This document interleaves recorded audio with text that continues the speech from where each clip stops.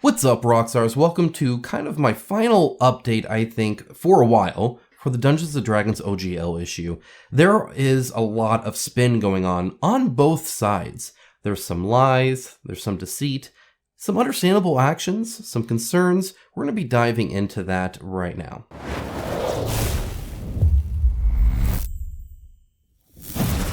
Thank you to my channel sponsor Into the AM. As a company that believes hard work and a great product is a proper way to conduct business, I am delighted to have them as part of the channel. They have some of the coolest graphic t-shirts around and an absolute best fit and feel that has continually exceeded my expectations.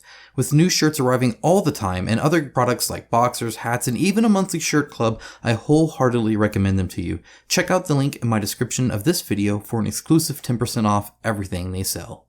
Now, before I get any farther, a word of warning. I am sick. I have a fever, stuffy nose, a little bit of a cough. I do apologize if you see any jump cuts, stuff like that. It's probably just me making sure I don't cough in your ear. At least that's the attempt. If one slips by, I apologize for that as well. I'm going to do my best here. I've tried to kind of lay low for a little while.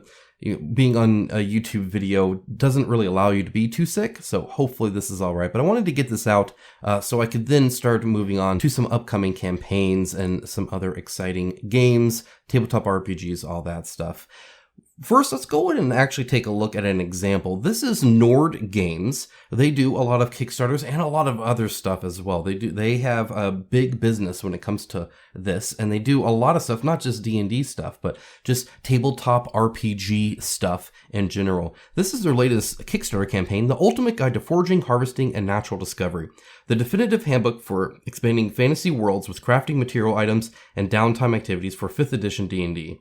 Now, this is an update about the OGL 1.1, and they list 3 things major here, right? So I want to kind of use this to show a few things, but first let's go and talk about what this offers. You see, when you go here and you look at like some of the stuff that this does, first of all, it looks like it's very well done. It's very professional, and really everything they do is on this kind of stuff. They do a lot of things like, here's how to do traps. Here's how to do foraging, right? Here's how to do these interesting locations, all this kind of stuff. They kind of make this content around tabletop RPGs to help you either as a player or as a game master or dungeon master to kind of do better and have a more enjoyable experience with it, immerse yourself in it, and just kind of have a better time. Now, I mentioned in my last video that the reason Wizards of the Coast / Hasbro is an idiot is because they kind of are going after companies like Nord Games. Nord Games does a lot of sales. They're asking for some royalties. We'll talk about that because I think there's some misunderstanding and spin on that side from people freaking out about it. Not necessarily that it's wrong, just I think there's some skewing and some misunderstanding. So we'll clarify that. But suffice it to say, they're targeting companies like this now saying, hey, we want some of your cut, right? We want some money from you. Now, with that being said, they are only as big because of stuff like this. If you get into tabletop role-playing, or if you get into D&D, you are not bound to just one company's creation. In fact, there's a ton. Stuff like this that Nord Games does, where they're able to expand on the 5e D&D stuff, where they can actually use all of the same rules and kind of understanding about all of that, but still produce something like this to enhance your experience. I made akin to like mods in Skyrim or something like that, right? Skyrim, if you didn't know, is a video game, obviously, in the Elder Scrolls universe, and very similar situation.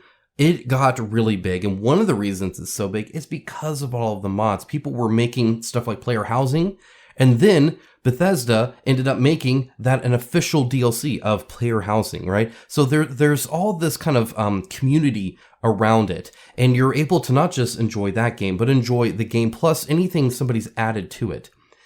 What that does is it makes the bigger pool bigger, and more people get into Skyrim. That's why D&D is as big as it is. It's not just because it's the best rule source ever, because it's been around so long or something like that. It's because of the community around it, whether that's companies, whether that's players. There's a lot of stuff available, more than one company could possibly make, and that's a great thing. So to kind of go after the people that are helping you make a better product or have a better offering, because it's not just, hey, we make D&D. It's, hey, we make D&D. Look at all this other stuff that you can get from these other companies that support it, right? That's what makes it so big. So, and if you didn't know, in the Skyrim, they also tried to charge for mods, and that didn't go very well either. It's the exact same thing. Stupid company sees what makes them do well that other people are doing, and then want a piece of that, right? And it went bad for them, just like it went bad for Wizards of the Coast. It's kind of how these things go. Stupid company makes stupid decision, community outcry, blah, blah, blah, blah, blah. But let's go on back to their update. Okay, so what they say here is the new license attempts to invalidate all other licenses. So in other words, if everything that they made on like the 1.0 is just like botched, right? So that's not very good, obviously. The new license puts a 25% fee on all of our revenue after we've sold more than 750,000. That's important, after we've sold 750,000. We'll talk about that in a little bit. And a calendar year. This might not seem like a big deal, but it actually is. Of course, it's 25%. That's still a lot. And obviously they hit that and then some. And this new license states that all our content using OGL 1.0 and 1.1 become the property of Wizards of the Coast. So what this was essentially saying is like, hey, this means that they can essentially use any of our stuff for any reason, right? Kind of like when Skyrim went and made player housing after a mod made player housing, right? A similar kind of situation. And they don't like that either, right? Any company that's making stuff doesn't want another company to then just verbatim, take that and sell it as theirs, right? Obviously, that's not good. So those are kind of the three big things. Oh, and they can make it to where you can't even do that. They mentioned treacherous traps, where they couldn't even sell it if they had the alternative. Now, let's go on and actually, before we kind of dive into the actual wording here, quick shout out, I am running a fundraiser. It'll be done by the end of January, so it's wrapping up actually. And through your generous support, we have raised over $9,000. That really helps support a channel that is community driven so that you guys are the #1 contributors to this channel so that it's continually run by you and made for you. I really appreciate that. It's an expensive hobby. You guys all know that. Any donation would be very, very grateful. I did want to show this. That's a commemorative coin for this year. I will improve this actually a little bit. It's going to be a little bit thinner, but overall, very, very fun. That's available to you guys, as well as some awesome board games. So feel free to check all that out. There's a ton down there. Again, that's linked down below. Thank you so much. Moving on though, let's go and talk about their response. This is Wizards of the Coast responding. They posted this 5 days ago and they have posted nothing since then. This is on D&D Beyond. It's their latest post, and I'm not going to read it verbatim, but essentially what they're saying is that, hey, it was an oopsie. As they said, they rolled a 1. So they're kind of holding back to say, hey, we're not going to do this right now. Okay. So what they're saying is their job is to be good stewards of the game, and the OGL exists for the benefits of the fans. Nothing about these principles have wavered for a second. That's why our early drafts of the new OGL included the provisions they did. The draft language was provided to content creators and publishers so their feedback could be considered before anything was finalized. In addition to the language allowing us to address discriminatory and hateful content and clarifying what types of products OGL covers, our drafts included royalty language designed to apply to large corporations attempting to use OGL content. It was never our intent to impact the vast majority of the community. So what they're saying here is that initially they wanted stuff like no Web3 stuff, essentially, no NFTs, anything like that. This is just for, like the actual tabletop board gaming. And then, of course, there's the promise. The next OGL will contain the provisions that allow us to protect and cultivate the inclusive environment we're trying to build, and to specify that it covers only content for TTRPGs. We just went over that. This means that other expressions such as educational, charitable campaigns, live streams, cosplay, blah, blah, blah, remain unaffected. They have their own kind of standard thing for their fan stuff. It will also not contain any royalty structure. It also will not include the license back provision that some people were afraid were a means for us to steal work. That thought never crossed our minds. Under any new OGL, you will own the content you create. We won't. Any language we put down will be crystal clear and unequivocal on that point. Now, let's go ahead and dive into the OGL itself and see kind of what's going on here. So this is the OGL 1.0. This is just for reference. It starts right here, right? Here's a 1.0A, and it kind of goes down here and then goes through these here, and that's the end of license. So it was very, very short, concise, to the point, got kind of the basics, but then that's it. So they were updating this and this 1.1. Now, this is posted by Battlezoo. They're another company that sells a lot of these different things. This has been edited, redirected, whatever. So it seems that a few people got specific ones written for them. There was this one, and it included a link to actually be able to sign the to sign the license. But this is kind of an explanatory one. So this is with legalese plus like commentary. There's some plain language so that us peasants can actually understand it. So that's why it reads the way it does. And just know that this is not a one-for-one how it was, because those links and stuff like that will include identification numbers. They would know exactly who leaked it then, and nobody wants that. So they've been kind of edited. So just as an FYI, this is as close as we're getting, but it's not quite the real deal.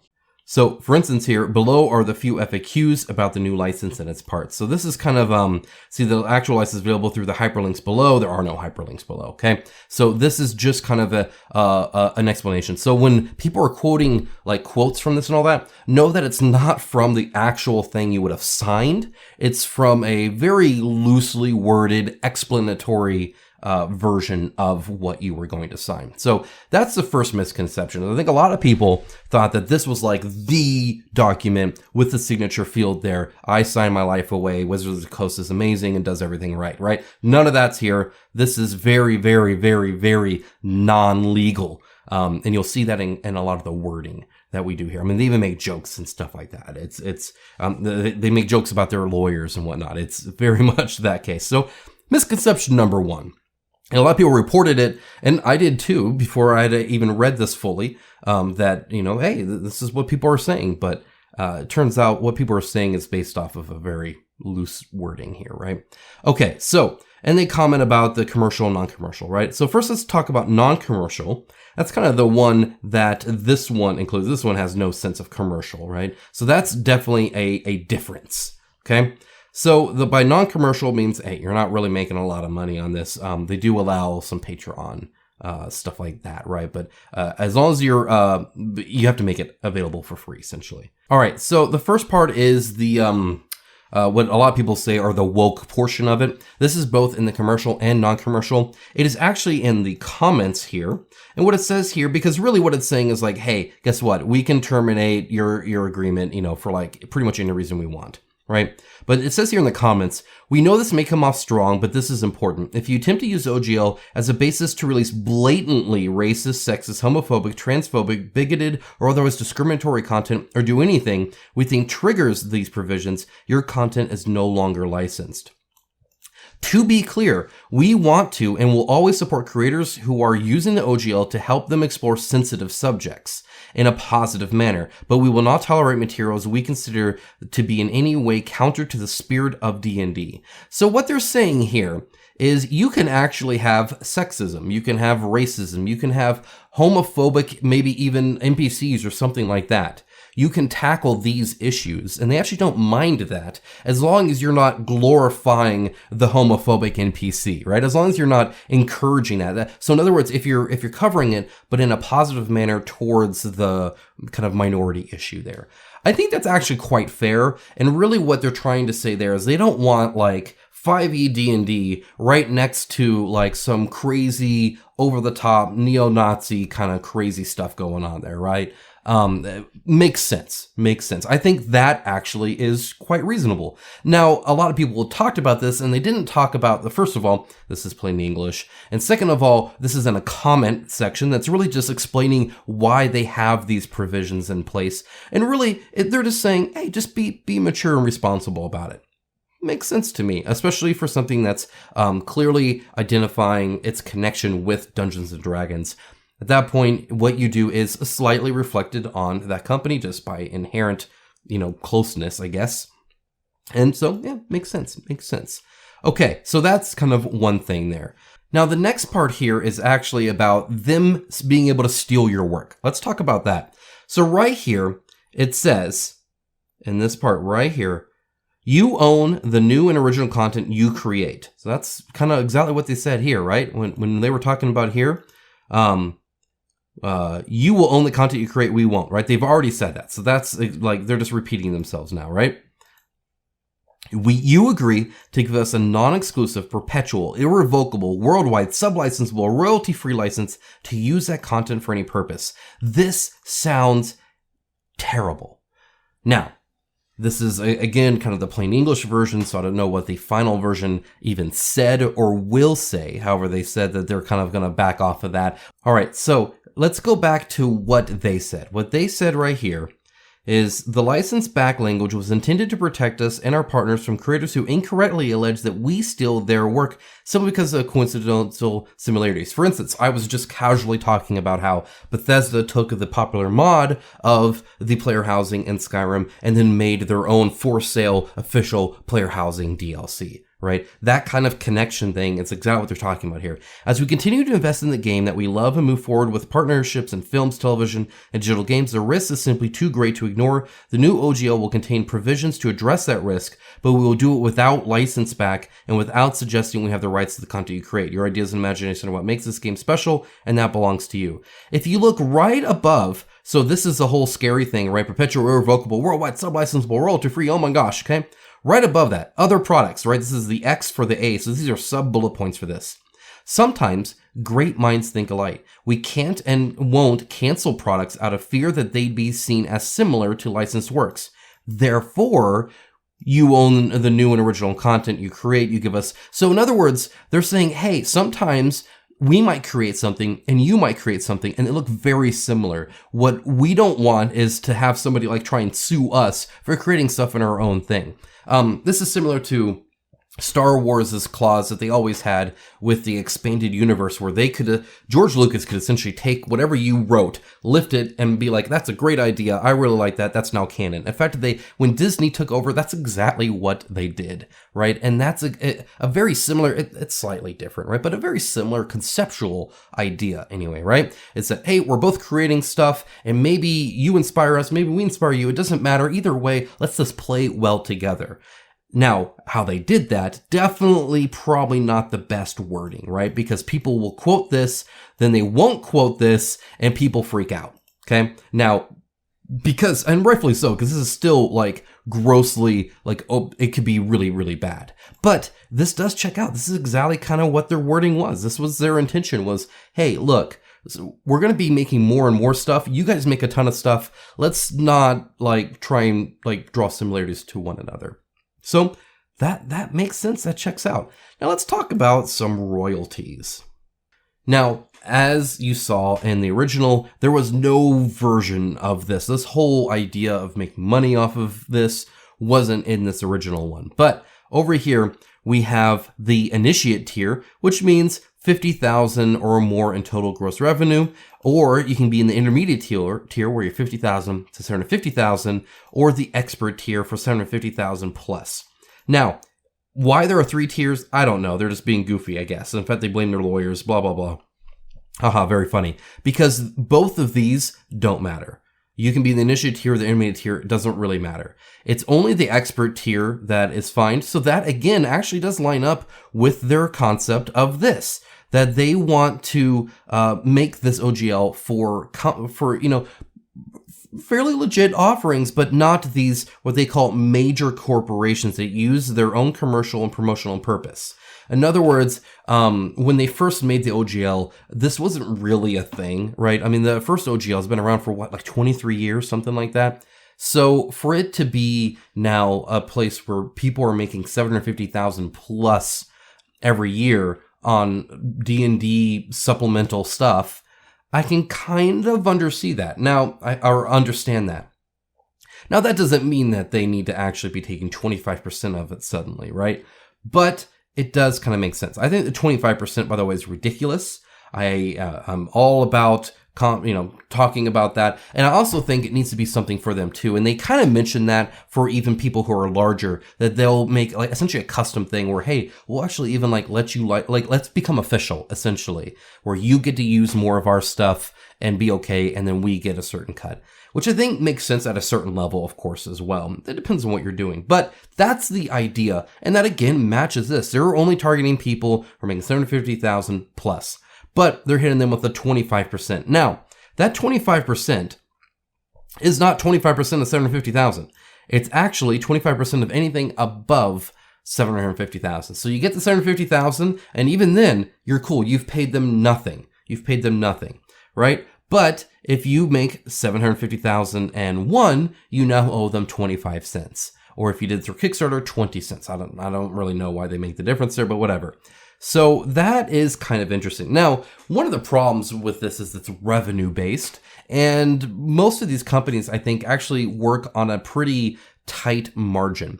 So unlike something like software, making these manuals and stuff like this, these physical things, cost a lot. And it's not just the artists and the writers of that, but actually producing this, making books and stuff like that. It's not all profit, right? And so their profit margin typically is actually not that great. So if they made, in other words, okay, let's say it's 750,000, unless their profit margin is at least, even if it's 30%, right? Now they're only making 5% margin on anything past 750. So that 25%, I think, is just wild. I think this is crazy. My opinion.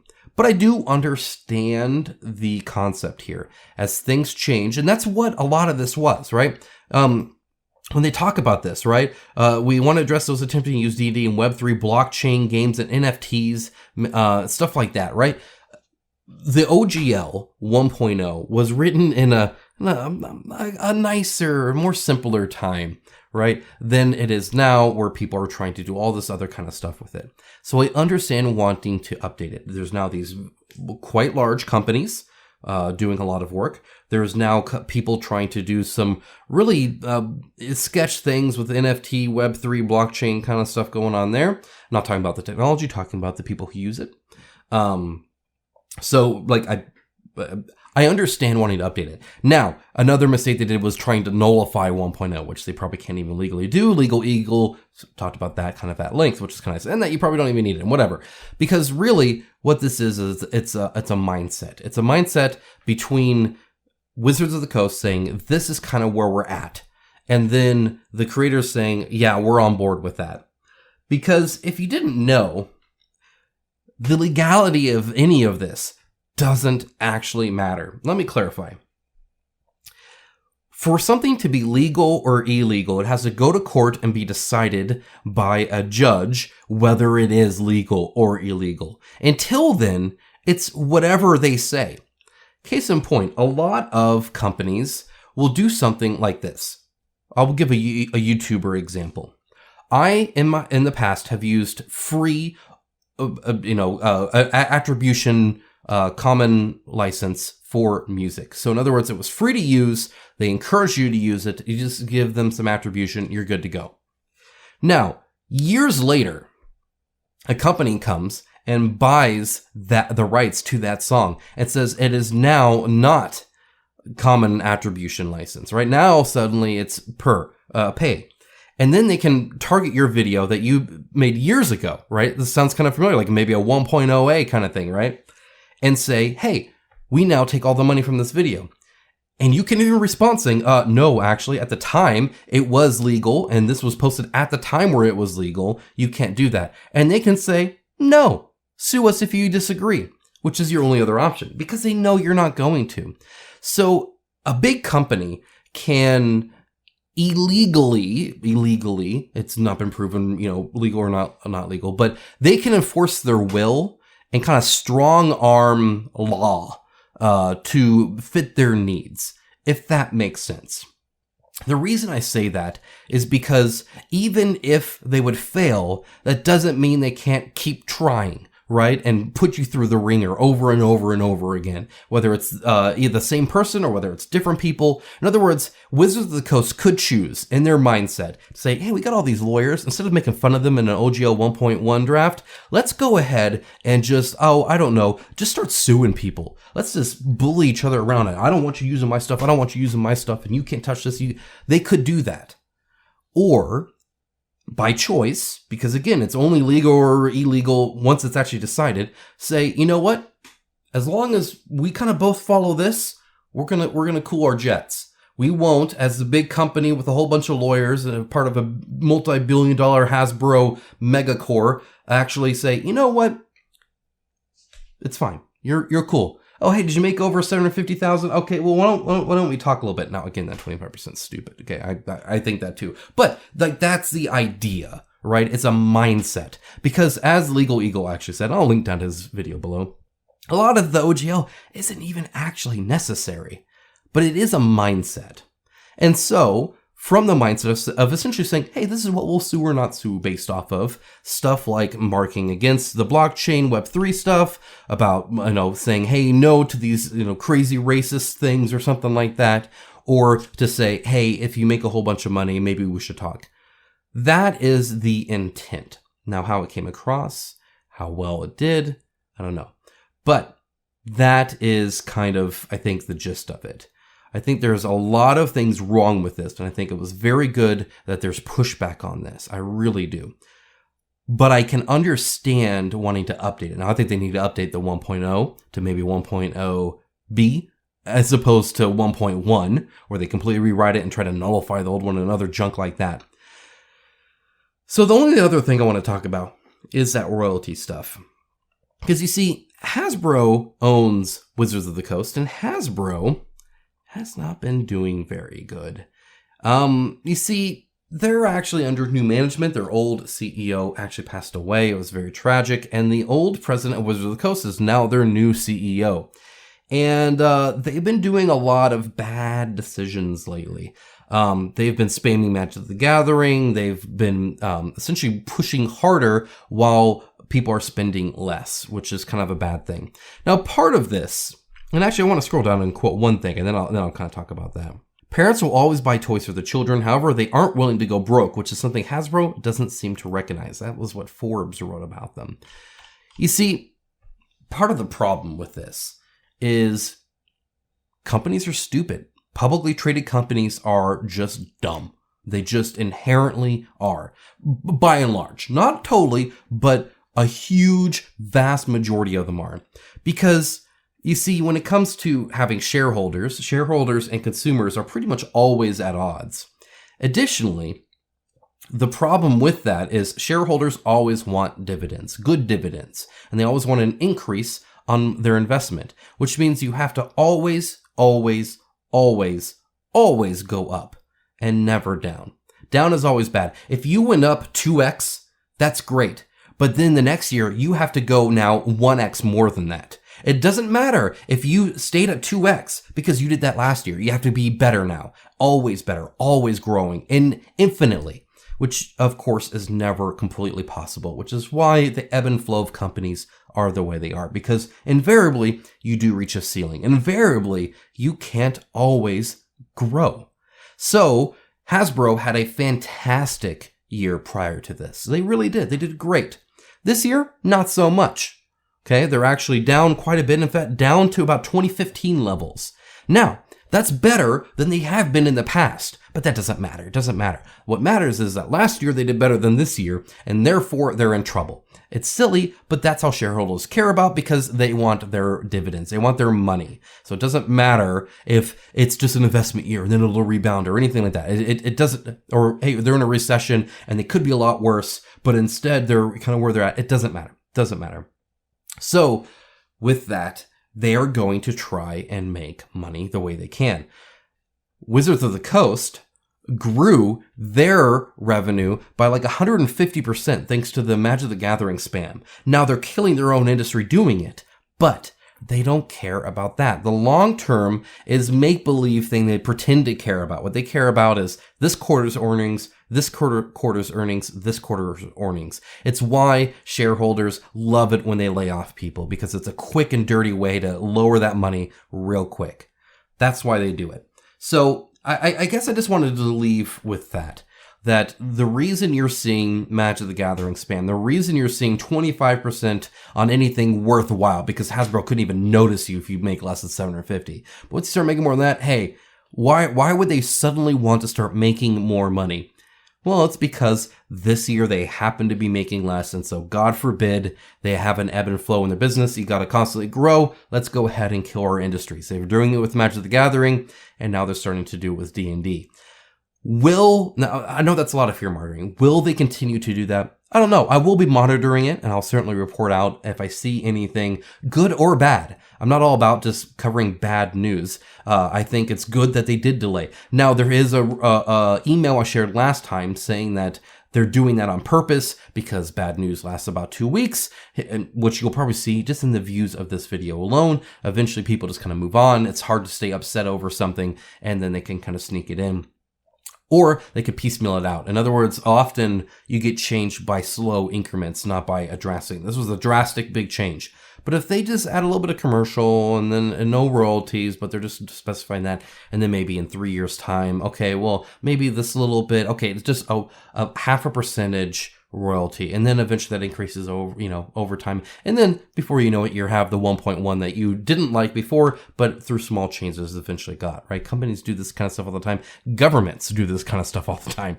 So it works. It works. And if I notice it, I'm going to be telling you guys, of course. But overall, I think this is definitely a success. It's great to have this conversation, but I do want to actually have this conversation. I don't just want to say everything you thought of was dumb, because I think a lot of it's smart. I think it's very smart to update it, to put stipulations around, hey, crazy racist stuff, no. Hey, sketch, NFT, blockchain stuff, maybe not. All this other kind of stuff, I can understand. Making it to where, hey, as we're making more stuff, we don't want to get confused with each other. So let's just agree that, hey, we're not stepping on each other's toes. I think that's a great thing. I think it's kind of hard to do, but hopefully they can figure out a way to do that well. So I get it. I get all that. I think there's a lot of good in there too. It's a lot of bad though as well. So good thing we stopped it when we did, I suppose. If you have any other comments or concerns or questions about this, please let me know down in the comments below. I'd love to read those. You guys are a wealth of information for me and for everybody else, so feel free to share your thoughts on this. At the end of the day, it is community driven, both this channel and D&D. It's community driven, and you guys get to control where it goes, not the companies. You guys do, because you guys hold all of the dollars in your hands. Guys, thank you so much. I'm glad I didn't cough that much. That wasn't too bad at all. I think I did pretty good. So good for me. We'll see how I feel after this video. But really, thank you guys so much. And I'll talk to you guys again very, very soon. Bye, guys.